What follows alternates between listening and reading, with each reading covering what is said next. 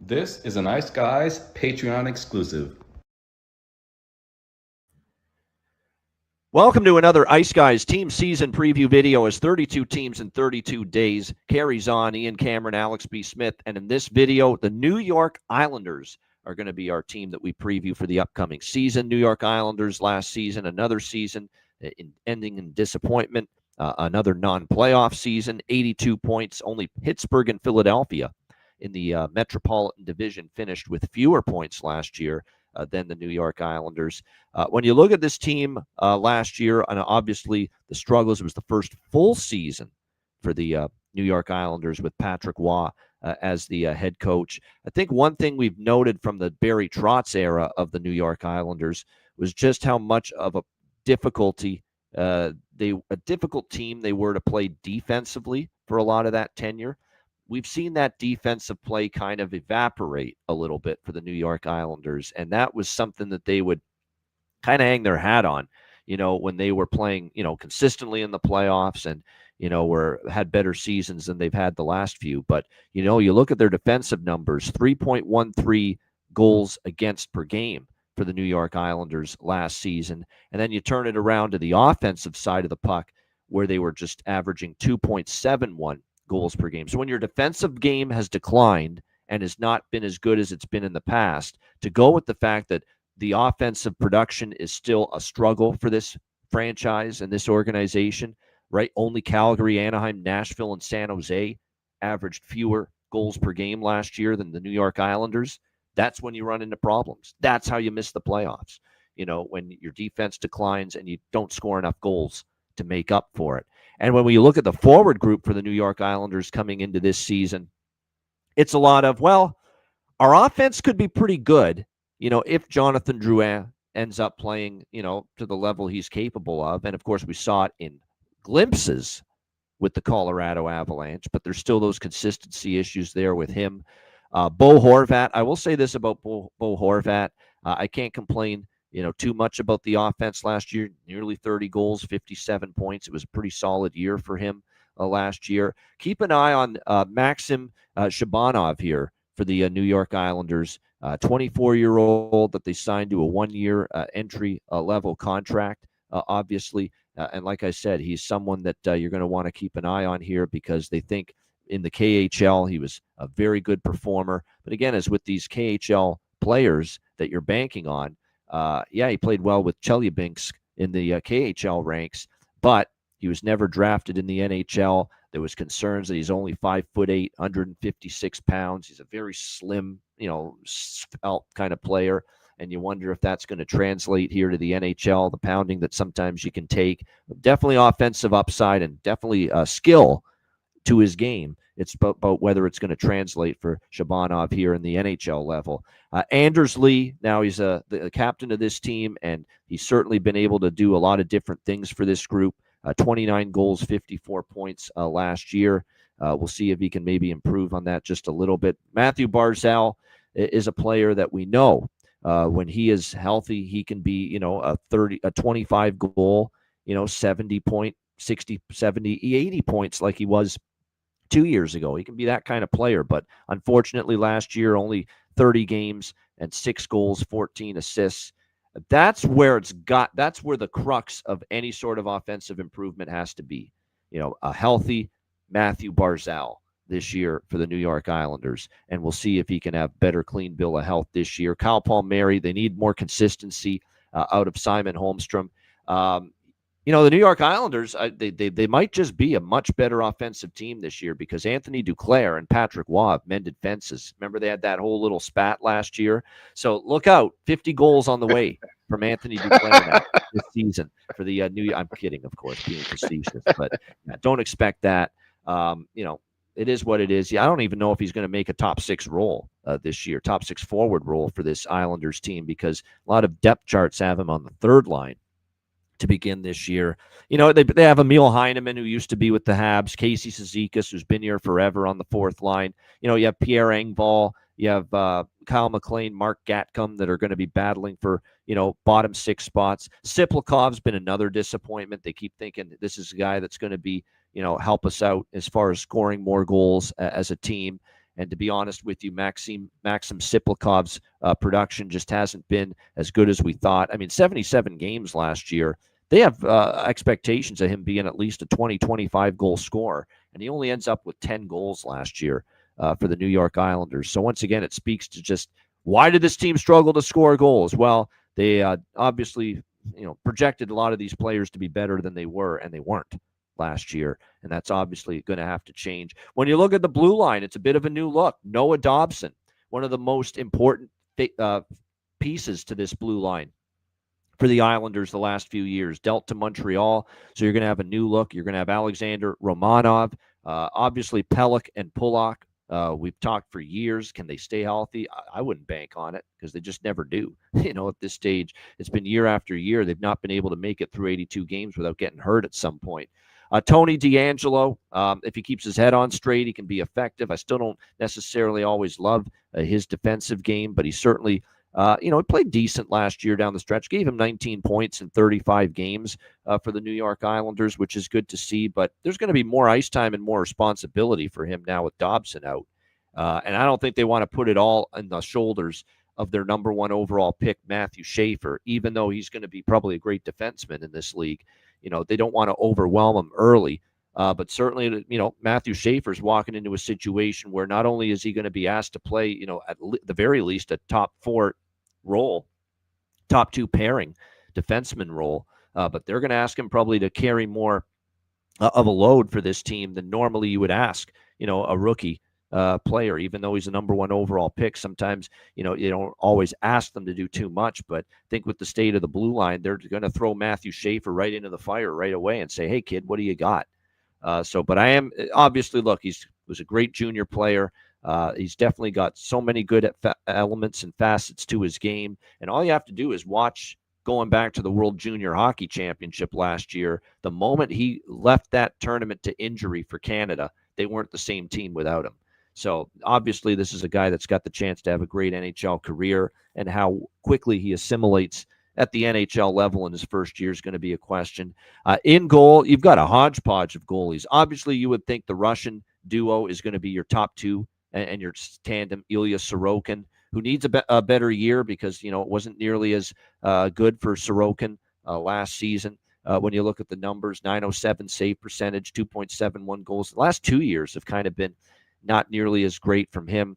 Semyon Varlamov, is still expected to be the backup, but he's 37 years old now. He really is on the latter portions of his career. He had an 889 save percentage last year. And then also in this organization, Marcus Hogberg, who got time last year, not someone that we're overly optimistic about being an impact goalie for this team based on his numbers. You got David Riddick. Often we call him Big Civ Dave when he struggles. What are you going to get out of him? He's in this organization now. So they've got a bunch of goalies that are going to be in camp.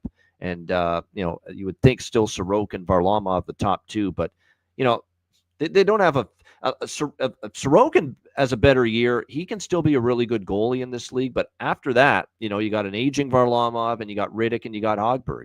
To say that there's a goalie you can, stake your life on, delivering a big time performance for you, I don't know if you can say that. So from that standpoint, for the Islanders, I think it's going to be difficult once again to make the playoffs. I think it's going to be the same old for the New York Islanders. I think they'll be competitive. It's going to be nights they do win games. I think they're going to be not, one of the worst teams in the Eastern Conference this year, but they're going to be what they always are. They're going to be hanging around, be 4, 5, 6 points out of a wild card spot for the majority of the second half of the season and likely fall short. That's usually what we've come to expect from the Islanders. And it's probably, when you look at the division around them, we've talked about how Mike Sullivan often has a good first year. You can never count out the Rangers being better. You've got to deal with Carolina. New Jersey should be better in that division this upcoming season. Philly could even make steps forward this particular season as well. And Rick Tockett's first year, remember how Rick Tocchet, immediately got things going in Vancouver. So, where is the pathway for guaranteed improvement and a playoff spot for the New York Islanders? Not sure I see it. Alex, what do you think here, New York Islanders? Yeah, pardon me for yawning and looking tired, but that's just kind of how it is when we start talking about the New York Islanders. And it's always been like that. It seems like, and this is a less interesting team than we've had in previous years, in my opinion, with the Isles, because we've seen different things conspire over the years, especially with the addition of Patrick Roy. We wonder how that was going to work with him and Lamorello and just the whole mix of things. And it's kind of been the disaster we thought it would be, more or less. Like you said, the biggest shock I think from last year was seeing the defense kind of fall apart, because that's been the bread and butter of the Owls for over a decade. Is that at least they're responsible defensively. When Let that me jump in team's quickly, letting, Alex. Something I forgot to mention. I got to mention okay, it. yeah, Just clicked me. Holy shit! I can't leave this out. It's too important. Have hmm, to remind people how bad their special teams were last year. yeah, Absolutely horrendous. Their power play was second to last in the NHL. Like the power play was miserable. Like there were times they could barely keep the offensive zone for 10, 15 seconds and move the puck around, let alone score a goal. That's how bad it was at times. Even gaining entry into the zone was a struggle. And then their penalty kill fell way off last year. Their penalty kill struggled. So they were bad on the power play. They were bad on the penalty kill last year. Second worst penalty killing in the NHL. Only Detroit was worse. Second worst power play. Only Anaheim was worse. So special teams really crippled them last year. And obviously, a starting point to any improvement this year, Alex, has to be the special teams getting better on both sides. yeah, absolutely. And that just plays right into what I was saying in the fact of this is we've seen changes that are worse than what you normally see from the Owls. Usually, you have where 5-on-5 offense is terrible, 5-on-5 defense is fine. Maybe they find goals on the power play, but they certainly would be responsible and kill off penalties. So to have just complete absence of offense in all aspects, and now having defensive struggles, both 5-on-5 and with the penalty kill, it was just an absolute mess. And when you look at this talent, this bunch of players they have, there's still not a lot of offensive punch, right? Like I don't trust at this point in Bo Horvat giving me 40, 45 goals. He's a 25, 30 goal guy at best. Okay. He's going to help set up other players. Maybe Jonathan Drouin, who we've seen him really grow and rise with that time that he had in Colorado. Maybe now he can become that, secondary scoring option, that we saw in Colorado with the Owls and work together with Horvat. But I just still don't really know. Anders Lee, yes, he's the captain. He's been with this team a long time, but he's also in a contract year at 35 years of age. How much longer does he want to stay on Long Island and try and fight and scrap for this team? Does he want to actually play for a championship at some point? Be with a Stanley Cup contender, because he's not with one right now, in my opinion. I don't see this team making any kind of extraordinary leaps and bounds, especially when you look at how tough this Metropolitan Division is. If anything, they're going to be fighting for the bottom with the Pittsburghs and the Philadelphias of the world. And so you have all these different guys, and then you go into the back with the goaltending. Ilya Sorokin, he's fine. Okay, when he's on his game and he's healthy, he's one of the best in the world. But everybody else behind him, Varlamov, and this is actually, I was just reading this about an hour ago, note from Patrick Waugh saying all he knows is that he's skating right now, but there's no timetable for him. And at 37 years of age, coming off of another knee surgery, a guy who's had a lot of knee and groin issues, are you really going to be able to rely on him? He only gave you 10 games last year. And I know this is a guy who him and Patrick Waugh go way back their days in Colorado. And we did see a boost in Varlamov's play when Waugh got to Long Island. But like I said, 37 years of age and having injury issues, he's not a guy you can really rely on at this point. So now you brought in David Riddick, who, like you said, Big Civ Dave. We've seen him be up and down with better teams in front of him, better defenses in front of him. Marcus Hogberg, a guy who was in that Ottawa log jam. Now he comes over and played last year. Didn't look good in the start that he got the bulk of the time. Tristan Lennox is another name that's been thrown around. I know he's had some decent numbers down in Bridgeport. But Bridgeport, hard to go by any of the goaltender numbers there, because they've been a bad organization for a very long time, and they've had a lot of internal issues amongst AHL clubs. So it's just a bad situation with the Islanders, just top to bottom. I don't see where this team does anything, big to make a splash, even from a betting standpoint. It's a night by night basis. I don't know if there's any pattern that we'll be able to catch on to and bet with this team. Like, say, can they improve their power play scoring? Can they get to a point where we can start betting maybe even their team totals over if we aren't betting full games over? Or do they get back to being the shell style defensive team? And this is a team where maybe we can start looking for unders. They have to find some kind of identity this season. Once they do that, then we can figure out how we approach it and attack them from a betting aspect. But this is definitely the epitome of wait and see for a multitude of reasons. And like I said, I don't have anything futures wise, any kind of futures plays. I just want to see what this team looks like once they get on the ice. No doubt. I'm actually higher. The more I've done my research, I wasn't sure this would be the case because I keep thinking, too, the Islanders are bringing in Schaefer. Maybe there's going to be more excitement. Maybe now second year with Patrick Wall be smoother than the first year.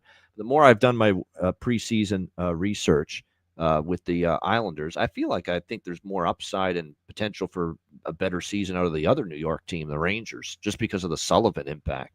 And the fact that, like I said, the first year with him at Boston and in Pittsburgh, his previous 2 stops as a head coach, immediate success and a good first year. So, again, it's going to make the inroads. It's not an easy division by any stretch. It's not as easy. It's easier than the Atlantic, but there's still enough landmines for the New York Islanders here in the Metro Division that you wonder how much upside there's going to be with them for improvement. Like I said, I find they're going to be a competitive team. They're not going to be pushovers. They're going to be in a lot of games, but are they going to get that key penalty kill, that key power play goal, that key save, that big goal when you need it to put you over the top like so many other teams can get? I'm not so sure about that. And it's ultimately, I think, what's going to keep them out of the playoffs once again here this season. All right, that's the New York Islanders. Before we wrap it up, we'll hear from our great sponsors, our brand new smoke sponsor of the Ice Guys show, our friends at Royal Cannabis.